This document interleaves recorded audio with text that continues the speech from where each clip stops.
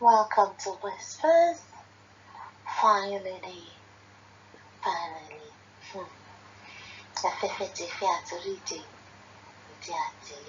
The reason for the Shasha Crisis. And as it turns out, it's a leadership tussle between the indigenous people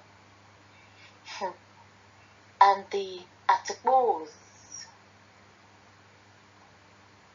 the visitors.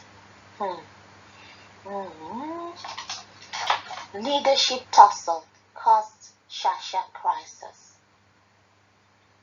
Former Kano State Governor Senator Rabiu Musa Kakanso has appealed to the Hausa Yoruba communities in Shasha Ibadan to allow restoration of the brotherliness that once existed between them. He made the appeal during his visit to the community in Ibadan, the Oyo State capital. This came as the real cause of the crisis was revealed. Speaking during Kakanzo's visit to the Valley of Shasha, Amusa Ajani, the member representing Akiyele constituency in Oyo State House of Assembly, Honorable Kainde Olatunde, revealed that the crisis was about who should be the new leader of the market. He said Hausa community has produced the chairman since the establishment of the market in 1979, adding that the Yoruba traders insisted that a Yoruba person must be allowed to lead the market this time.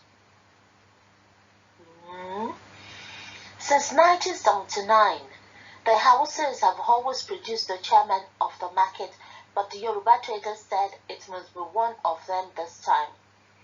What has happened is a regrettable incident. We want you to use your good office to bring total reconciliation, he said. In his own remark, Baale Ajani corroborated Olatunde, recalled that though Yoruba inhabited the original village of Shasha, Hausa traders joined them 16 years later, and that they've been coexisting without any crisis. He said troublemakers were behind the crisis that engulfed the market last month. Amuso appealed to all traders to return while the government fulfills its promise to rebuild the market. He, however, objected to preferential treatment for Hausa traders, saying it will be unfair to pamper them at the detriment of Yoruba traders after they have allegedly set their stalls ablaze. Don't resettle them and abandon us. That will be unfair. Let them return to the market and let the government fulfill its promise so that Shasha market will come alive again for all traders.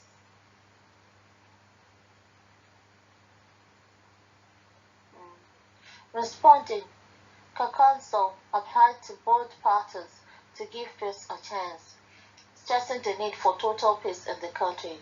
What I saw, bond shops, is not good for anybody. Let everyone doing legitimate business ensure peace reigns. I appeal to all concerned to rebuild Shasha market. At the Seriki Shasha's house, Kakanso also appealed to the Arewa community to continue to live in peace with other members of the community. The market was embroiled in violent crisis last month, with several shops and buildings set ablaze by angry youths. That is it. Maybe that is what is happening at the top. It has not trickled down to the community. Since 1979, the Hausas have been leaders of the market. Just like Nigeria too, since 1960 or something, it has been the Hausa Fulanis. And the Yorubas that are the indigenous people, the owners of the land, the ones that accommodated you, the ones that allowed you to live amongst them, said, okay, let us just have For just this once, let us be chairman of the market. And you set the whole thing ablaze because you don't want to relinquish power. Lórí ilẹ̀ wa, ẹ̀yin àtọ̀húnrìn wá, ẹ̀yin àdòdì tá a gbà láàyè láàrin wa, ẹ wá ń jẹ gàba lé wa lórí láti 1979 nínú ọjà yẹn. Ìgbà tí wọ́n wá ní ẹ jẹ́ káwa náà tiẹ̀. Okay. It's a reflection of what is going on. It's a reflection of what is going on. You know that.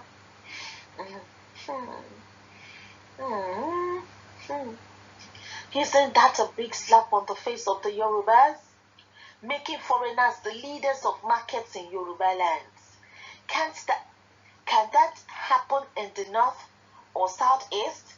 I think the so-called hospitality that the Yorubas are showing to non-Yoruba people are being taken for stupidity and cowardice. The Yorubas' welcoming and hospitality nature towards strangers in Yoruba lands are what the Yorubas are paying for dearly now. But the Hausa Fulani will not allow any Yoruba or stranger to be the market leaders anywhere in the north, and the Igbos too. The Igbos too will not allow any Yoruba man or woman space in their markets, let alone making them leaders of the markets in their lands. But they will come to Yoruba land and be taking decisions on issues in Yoruba lands because of the welcoming and hospitality nature.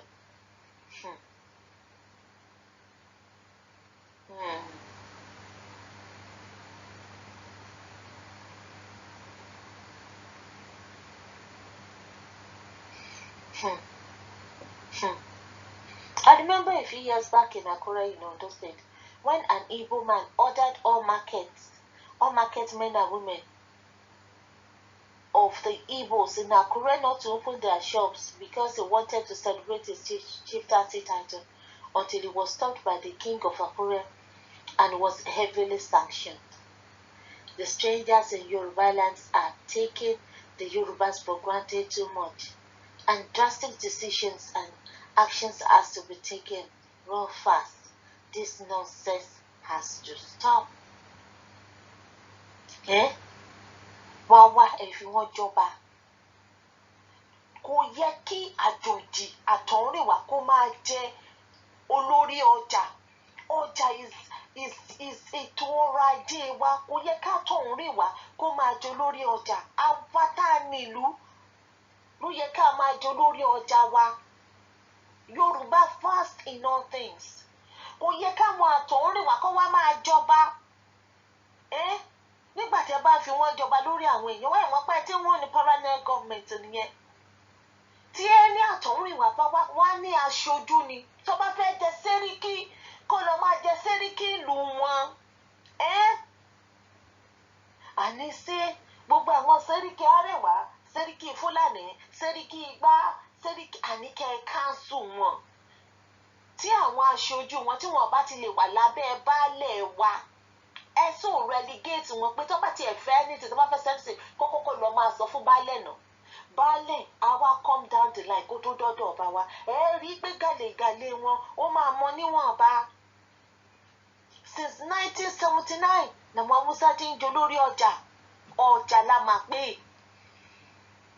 Wọ́n wá ní kí Yorùbá jẹ́ kí Yorùbá, àwọn Yorùbá láwọn fẹ́ jẹ olórí ọjà. Wọ́n wá da gbogbo ẹ̀rú. Wọ́n wá sun gbogbo ẹ̀ náà. But wọn àìfẹ̀lẹ̀ kébù sí ní òjá mọ́ bá ṣe máa jó. I knew it that there must be more to it. There is more to it than Hausa olóyún olùṣọ́bàtà ni wọ́n wá ṣe bẹ́ẹ̀ yẹn. There was more to it. Torí pé wọn ò fẹ́ gbéjọba lẹ̀. Torí pé wọn ò fẹ́ jẹ́ kí Yorùbá jó lórí ọjà nílẹ̀ Yorùbá. Nílùú Yorùbá. Wọ́n tí wọ́n ti ta right wọn. Torí àtẹnujẹ. a ní láti tó a lot of things needs to be corrected. Nílẹ̀ Yorùbá o, olórí ọjà wa Yorùbá ni, ìyálọ́jà wa Yorùbá ni, kò bá jọjà tí Hausa náà, kò bá jọjà tí Igbo náà, kò bá àwọn la máa jó lórí ibẹ̀. Yorùbá first in all things. Yorùbá first in all things. Ìwọ sọ yìí pé wọ́n ṣe kọ̀kọ̀kọ̀, wọ́n ṣe níṣe kọ̀kọ̀kọ̀. Gbogbo àwọn tó fi ń jẹ Sẹ́ríkì Fúlàní, Sẹ́ríkì Arẹwà, ṣé tó bá jẹ́ ìlú wọn ni wọ́n wà, ṣé Sẹ́ríkì ó máa kọ̀ wọ́n? Ṣé ó máa kọ̀ wọ́n? Ayé pátákó ó kọ́ lé ègúnnu.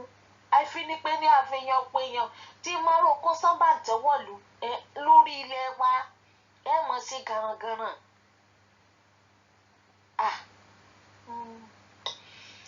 Kò sí jàmbá.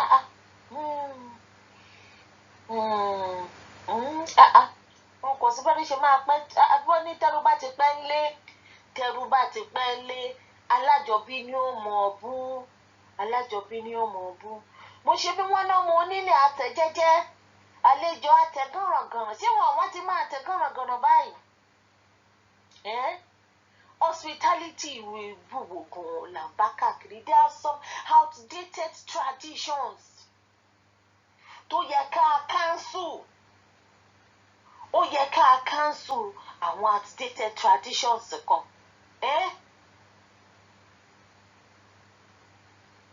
Hospitality. Yẹ́nì bí tó hospitality bá wà dé wọ́n kéèyàn mọ́ra. Òun náà la ṣe àti kówó èrè mọ́ra báyìí o. Òun ló ṣe ń bù wá jẹ. Àti gbé wọn lẹ́yìn tó báyìí o. Àwa náà fi ń gé jẹ. Àwọn Haúsá ò kóyàn mọ́ra náà. Wọn tiẹ̀ kì í fẹ́ kí ìkọ́kọ́ ta lé wọn kí àwọn ti máa wọ́n dà sọ́nù. Kí àwọn ti máa wọ́n dà sọ́nù kí ló dé? And now àwọn on a more serious note, àwọn àṣà àti ìṣe wa kan a ní láti upgrade wọn, a ní láti update wọn, àwọn kan ní láti revamp wọn, àwọn kan àti ẹni láti do away with them completely. Ìlú tí ò sófin ṣe ò sí òfin àtijọ́ most of àwọn òfin wa, most of àwọn cultures wa àtijọ́ kò wà relevant mọ́ lóde òní. Ẹ jẹ́ ká update ẹ̀ so that wọ́n lè mọ̀ pé ẹni bá fojú ànáwó kù ni ó di dandan kẹ́ bọ́ láṣọ. Kàtìkàtì. Àwa máa pè tán láti 1979 làwọn ti débí, ìran kẹta làwọn ń bí, ìran kẹrin làwọn ń bí níbo. Nígbà tí Sẹ́ríkì Ṣáṣá máa sọ Olúbàdàn Ṣáṣá ń kí àbí nǹkan, Olóhùn ló fóun joyè. Ẹ máa gbọ́. Nígbà tí Sẹ́ríkì Lagos máa sọ ó ní third generation òun nìyẹn lórí ibo. Pé kí ni? Gàlégàlé yín ti pọ̀ jù. Ṣebí ìlú wa ló gbẹ̀yìn. Tẹ́ fi rí jáde. Tẹ́ fi rí bẹ́ẹ̀ ṣe rí yẹn.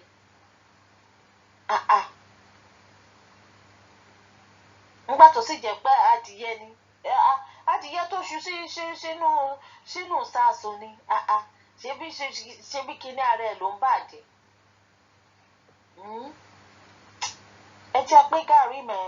Ẹ jẹ́ pín gàrí o. Ó ti pọ̀ jù. I knew it. I knew there was more to it. So it's leadership tussle. It's leadership tussle that led to that.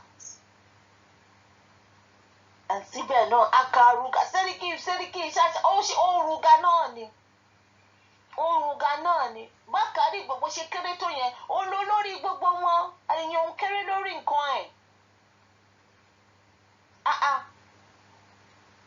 Èèyàn ń kéré lórí nǹkan ẹ̀. After all, change is the only constant thing.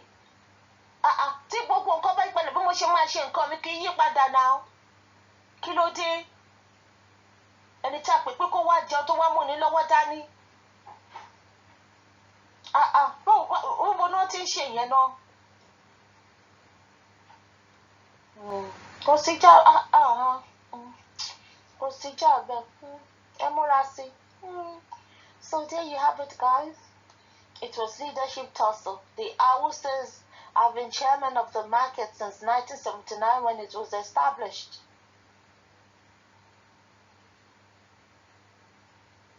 And when the Yorubas just for once said, we want to be the leader of the market, that was what all the Buhaha was all about. Look at the level of destruction.